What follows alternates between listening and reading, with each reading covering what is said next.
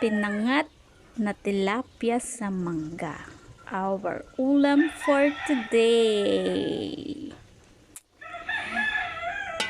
Yummy, yummy.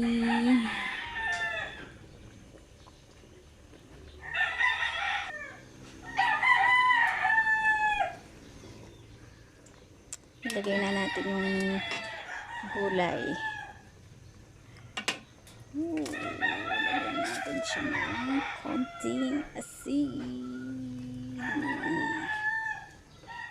Tama na yun. Palamputin lang natin ng konti yung ating mga gulay. Balikan natin siya. Siguro mga 5 minutes. At syempre, ang pampasarap, lagyan natin ng konting magic sarap.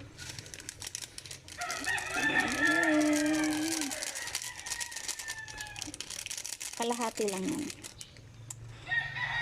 Tayo natin lumambot ang ating mga gulay bago natin ilagay yung ating tilapia. Pwede na.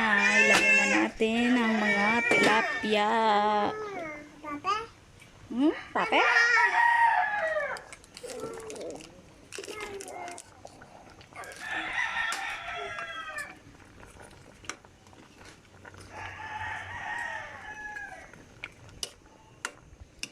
Sabay na natin yung pechoy. Sabay-sabay na siyang maluto.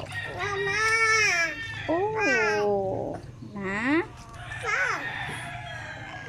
Tayin natin maluto yung pechay tsaka yung tilapia.